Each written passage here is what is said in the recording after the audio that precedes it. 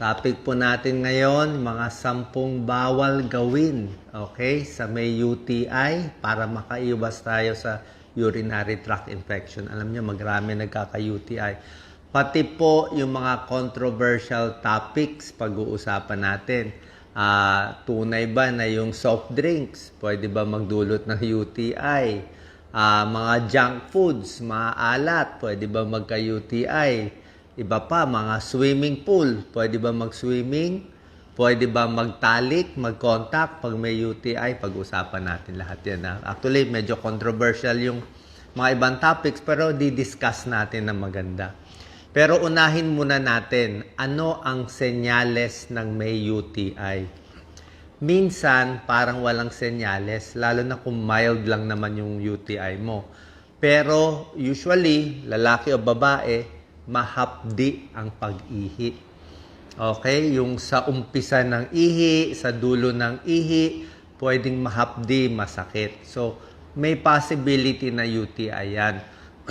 Madalas umihi, parang masakit dito sa may pantog. Parang masakit, parang mabigat. Tapos yung ihi mo, pag titingnan mo, dati malinaw. Ngayon, very cloudy. Malabo yung ihi. At maamoy, maalabo, maamoy, may ibang parang matapang yung amoy, pwedeng may UTI yon. Okay? Para masigurado na itong sintomas ay UTI, kailangan magpapa-check up tayo, di ba? So, kailangan nyo po ng urinalysis. Kahit kayo na mag-request ng urinalysis, actually, kahit bago pa kayo makita ng doktor, simple lang naman eh. Urinalysis, ang gagawin, pag magko-collect ng urine, wag yung unang labas ng ihi. So, hayaan mo muna lumabas yung ihi mo. Pagkalagitnaan na ng ihi, bago mo sasaluhin. Sasaluhin mo dun sa plastic na bottle bago mo ibibigay. Kasi pag yung unang ihi, minsan, baka may dumi sa labas ng ari ng lalaki, ng babae, baka kung ano pa makontaminate. So, dapat yung gitna ng ihi para sure tayo may UTI ba o wala. Pag nakita may UTI, syempre may gamutan dyan. Hindi lahat ng masakit umihi, UTI na. Ha? Pag sa lalaki, pwedeng sexually transmitted disease, STD. Okay? Sa lalaki, pwede ring prostate problem. Kaya maraming possibility. Huwag agad-agad iinom ng gamot. Check muna urinalysis. Mura naman urinalysis, baka 100 pesos. So, yan ang senyales. Ano yung komplikasyon ng UTI? Ang ayaw natin, yung paulit-ulit na UTI. Kasi kung paulit-ulit, baka may kidney stone ka, tapos yung UTI, minsan nag-uumpisa yan sa pantog, sa bladder. Pag hindi ginamot ang UTI sa pantog, aakyat yan. Pupunta yan sa kidneys. Pag pumunta sa kidneys ang infection, mas matindi. So, pag yung infection ng UTI nasa pantog, cystitis pa lang, mas mild yan, walang lagnat. Pag napunta sa kidneys, lalagnatin na, delikado na, baka 40 lagnat, ma-hospital ka na, mamaya ma-kidney failure, pyelonephritis yun, ibig sabihin, mas malala yun.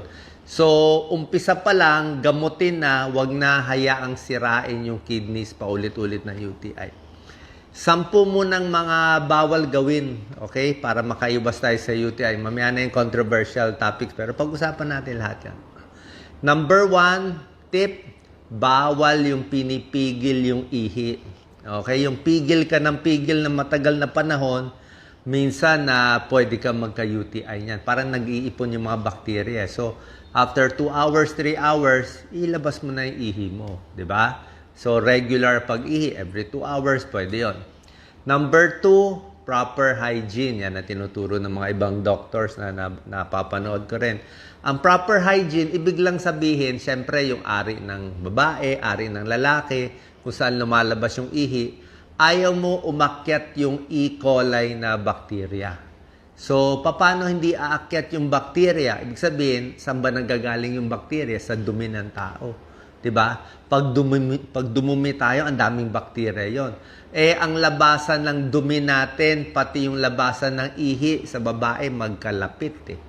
So, minsan, baka pag naghuhugas ka ng puwet, baka yung dumi mapunta dun sa labasan ng ihi ng babae, pwede ka magka-UTI, di ba? Kung hindi malinis, baka yung paghugas, di ba, hindi malinis. Sa lalaki, mas maliit ang tsansa dapat ng UTI. Kasi yung ari ng lalaki mas mahaba eh. So, mas maliit dapat ang chance.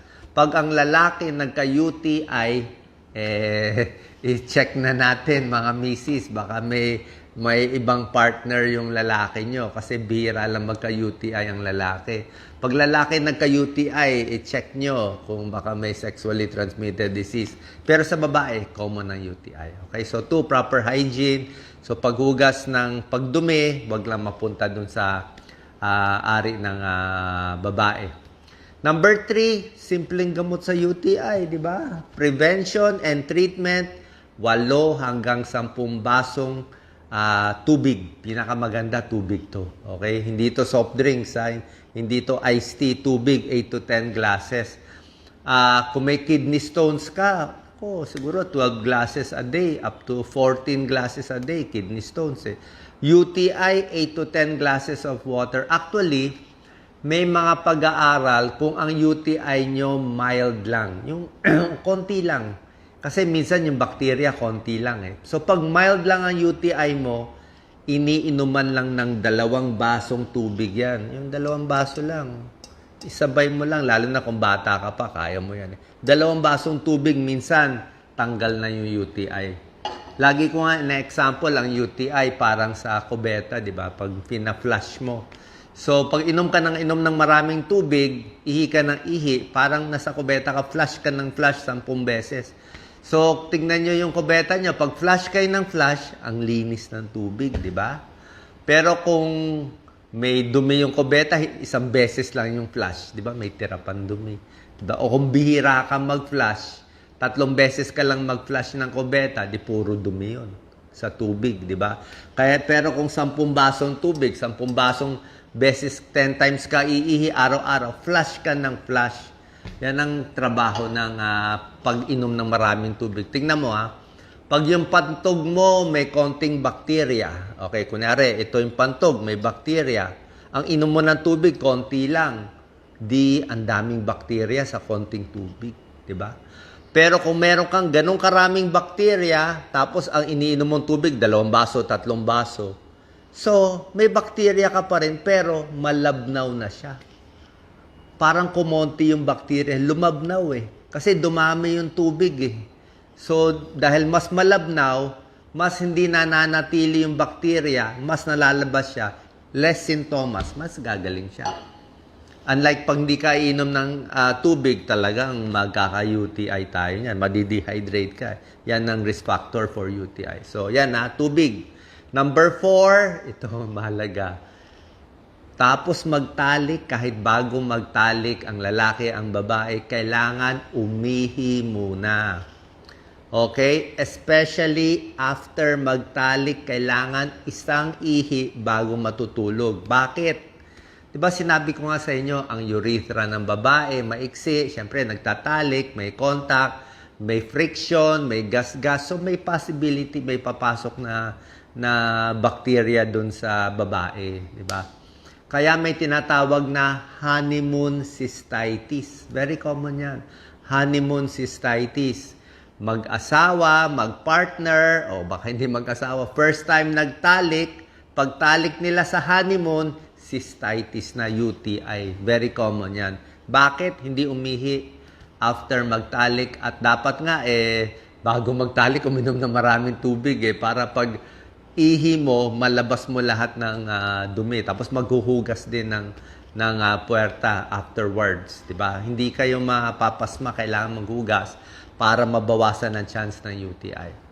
Number 5, pasensya na, medyo maselan tong tips natin pagdating sa pagtatalik, number 5, bawal yung medyo, aggressive na pagtatalik o wild na pagtatalik, yung sobrang lakas o sobrang kung ano ginagawa, baka maraming mapasok na bakterya, magkaka-UTI din, magkakasugat pa. Diba? So, ingat din. Pwede rin gumamit ng mga KY jelly, lalo na kung may edad na yung babae, kung medyo dry na yung babae.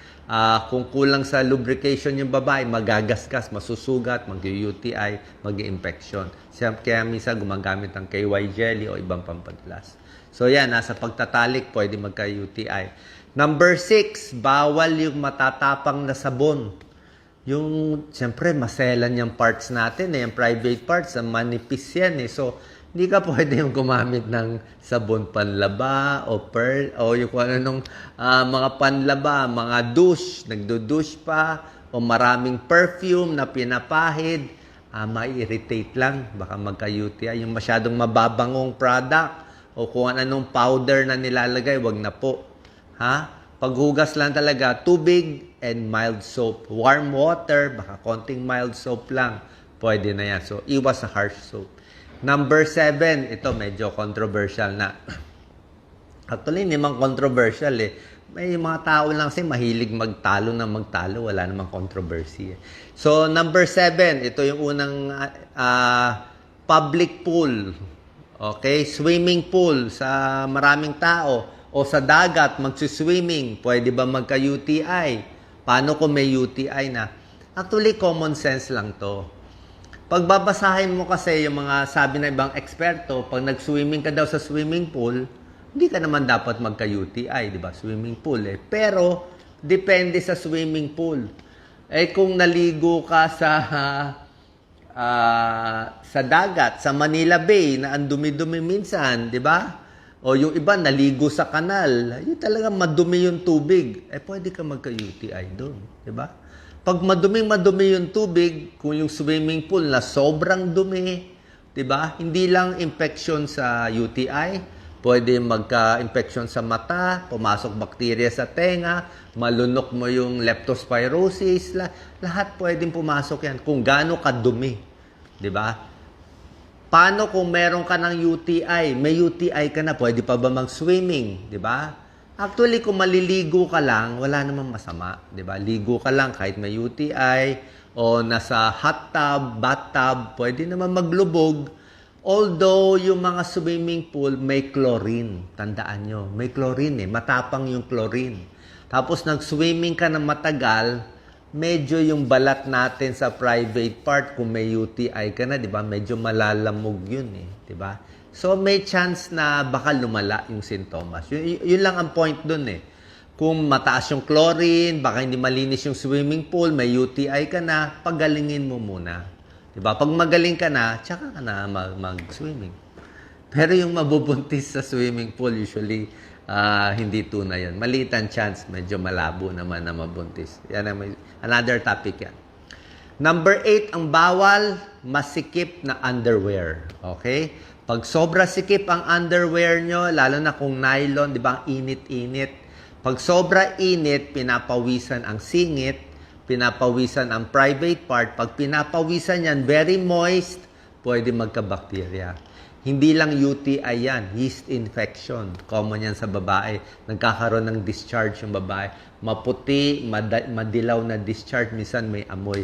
Kasi nga, sobrang mga panty liner, yung mga ganyan, ayaw ng mga dermatologist yan. Ayaw ni Dr. Katigo, derma na. Sabi niya, yung mga panty liner, sobrang sikip. Sabi nga ni Dr. Katigo, yung guest namin lagi na derma, kung ang size mo daw medium, bilin mo daw large.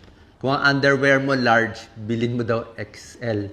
Di bali na medyo mukhang losyang, pero at least mas mahangin, mas maganda. Yung iba nga sa gabi, walang underwear, mas mahangin, mas gagaling yung mga infection sa singit, lalo na sa lalaki, sa babae. Hindi lang UTI yun. Number 9, dapat syempre malinis yung private part, di ba? Hindi pwedeng hindi lilinisin sa malinis lang na tubig at mild soap.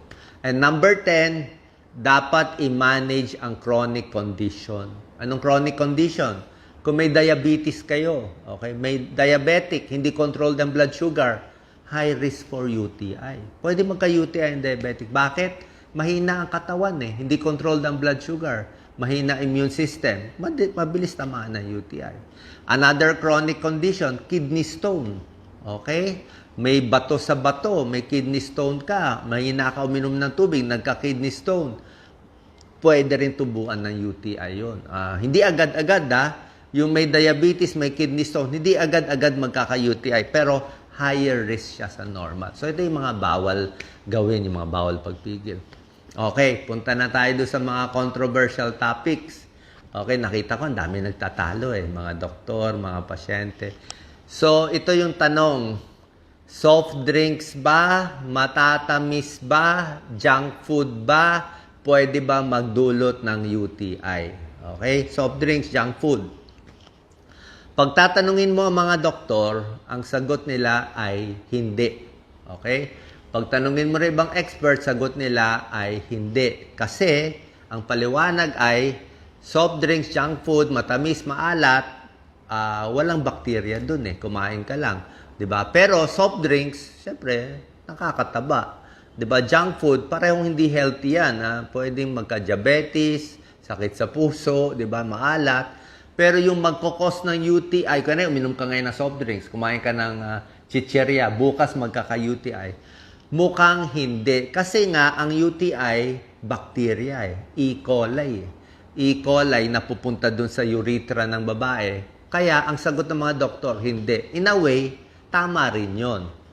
Kaya lang, ito yung issue. Okay, hindi pa tapos Wag nyo ako i-cut. Kailangan maintindihan nyo.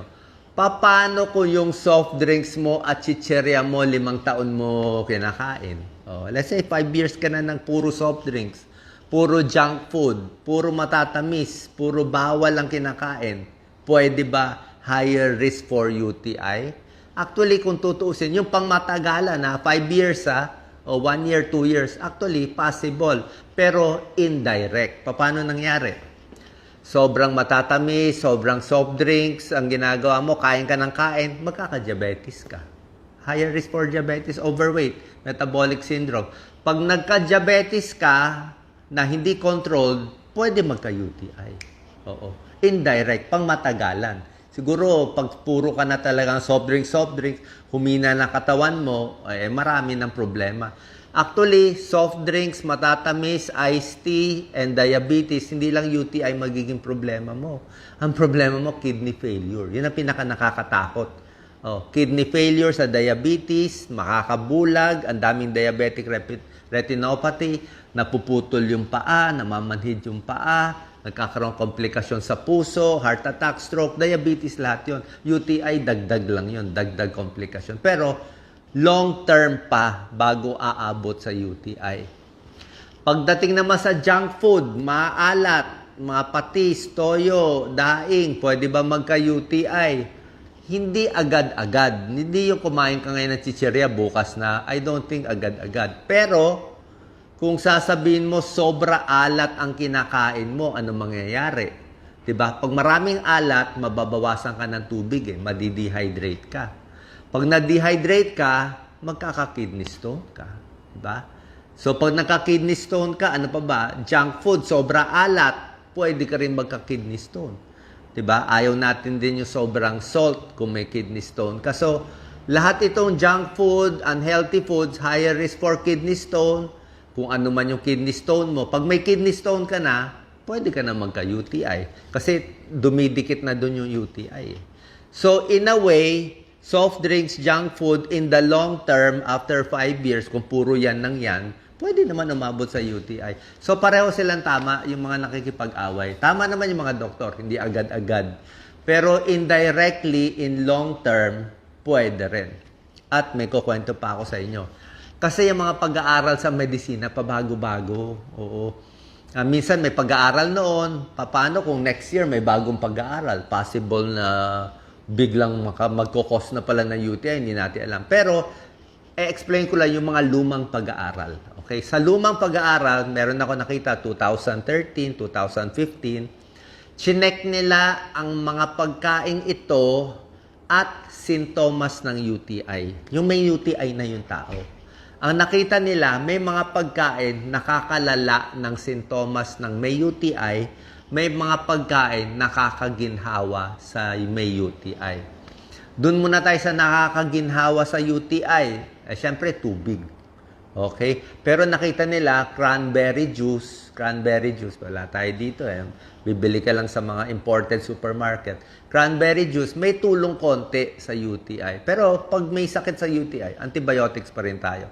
Pero cranberry juice, may konting pag-aaral, good. Yung mga citrus fruits, orange juice, parang may tulong din konti sa UTI. Mga probiotics, lactobacilli, good bacteria, may tulong din sa kung meron ng UTI. So, orange juice, cranberry juice, probiotic, maraming tubig, parang may tulong sa maliliit na pag-aaral. Small studies lang eh, 30 people, 50 people, 2013 ginawa, 2015. At meron ding maliit na pag-aaral, i-check nyo na lang. Pero maliliit kasi mga pag-aaral na yung mga matatamis, soft drinks at iba pa, nakakalala daw ng sintomas ng UTI. Pero small studies lang to, 30 people. Kaya pag sinabi kong maliit na pag-aaral, 30 people lang, medyo hindi pinaniniwalaan ng mga doktor. Kasi parang 30 pa lang yan eh. O, kahit tayo, yun lang ang meron. Intayin natin na pag-aralan sa 200 people. Yung pag-inom ng soft drinks kung nakakalala. Okay? Pero kahit anuman yung paliwanag, huwag na kayo uminom, tubig na lang. Diba, nakakataba eh. Soft drinks, iced tea, kung ano matatamis, junk food. Alam naman natin, hindi okay eh. Kaya, hindi porke hindi ka magkaka-UTI agad, eh pwede na. Mali. O, mali eh. Kasi minsan yung kababayan natin, pag sinabi mo, ay hindi naman magdudulot ng ganyan yan eh. Akala nila pwede na. Hindi pwede. Diba? Nasa sa inyo. Next, last na to, treatment for UTI. Kung meron ng UTI. Sabi ko sa inyo, ang simpleng treatment, pag mild UTI, check ang urinalysis. Malalaman ilan ang pus cells, ilan ang white blood cells, ilan ang bacteria, marami ba? Kung konti-konti lang ang infection sa ihi, baka mga 3 to 5, 5 to 10, baka makuha na ng inom ng tubig. Tubig lang. Okay? 10 glasses to 12 glasses of water in a day, baka makuha na yung UTI mo. Pero pag ang UTI mo sa urinalysis, TNTC. Anong TNTC? Too numerous to count. Sobra daming bakterya. Hindi na po pwede. Kailangan magpa-check na tayo sa doktor, bibigyan kayo ng antibiotics. Ano yung mga antibiotics na binibigay? Unang-una, syempre doktor dapat magbigay kasi nga hindi pwede sabihin. Pero bibigay ko na lang yung pangalan. Hindi nyo naman mabibili. Usually, mga coamoxiclav, pwede yan. Yung mga matatapang, mga ciprofloxacin, levofloxacin. Kaya lang itong mga gamot na to, kailangan doktor lang magpre-prescribe. Kasi nga, dapat sure na may UTI, at sure tama yung tagal. Baka 3 days papainumin, baka 5 days, baka 1 day. Dapat doktor magbibigay. Kasi pag ininom nyo tong mga ciprofloxacin, marami na gusto mag-self-prescribe o mga coamoxiclav. Ang problema dyan, hindi mo mapapatay ng todo yung bakterya. At ang problema, pag sinanay mo yung katawan mo sa antibiotics, pag kailangan mo na siya, hindi na siya effective. Masasanay yung mga kalaban mo sa katawan sa antibiotics. Gusto natin kung kailan ka may tunay na UTI, may pulmonya na matindi, tsaka first time, parang virgin case, first time ka inom ng antibiotic para patay siya agad. Kasi pag inom ka ng inom every 3 months ng ciprofloxacin, inom ka ng inom, magiging resistant na. Yung mga bakterya mo, patapang na patapang. Pag sumobra sila tapang, pag uminom ka pa nitong antibiotics, wala nang silbi. Paano pinalakas mo sila eh? O, kaya gamitin lang yung antibiotics, suntukin yung bacteria at the right time, at the right dose para tulog. Baga kay Pacquiao dapat knockout yung kalaban. Kung kailan lang kailangan siya, doon natin i-knockout. Kaya kailangan doktor magbibigay ng antibiotics. Okay? And sabi ko nga, treatment of UTI, inom ng inom palagi, ihi ng ihi, iwas muna. Alak, nakaka-dehydrate. Kape, nakaka-dehydrate din. Pwede mo konti, pero minsan nakaka-irritate eh. Spicy foods, nasa sa inyo, pwede, hindi pwede, pero iba na-irritate. Hot pack, pwede rin kung masakit ang puson, mainit. Probiotics, tulad na sinabi ko, probiotics, cranberry. May tulong, pero hindi siya substitute sa antibiotics. Pagtatalik, pag may UTI na, okay? Pag may UTI na, sa tingin ko, pwede time out muna sa pagtatalik. Kasi baka paggaling ka na sana, magdagdag ng irritation, magdagdag ng infection, at magkaroon ng reinfection. Sabihin, magaling ka na bagong galing ka pa lang na-infect ulit kasi nga aggressive yung partner mo di ba? So, yun ang problema. Kaya sabi ko nga, umihi, before, after, inom ng maraming tubig para malabas ang mga bakterya. Number 8, pahinga para lumakas ang katawan. Good hygiene sa ari. And number 10, monitor for complications. Pag may UTI, dapat walang lagnat, dapat hindi masakit dito sa likod, at dapat walang dugo sa urine. Okay, sana po nakatulong to, nakalinaw to sa paggamutan sa UTI at dito sa mga controversial topics sa UTI. Salamat po.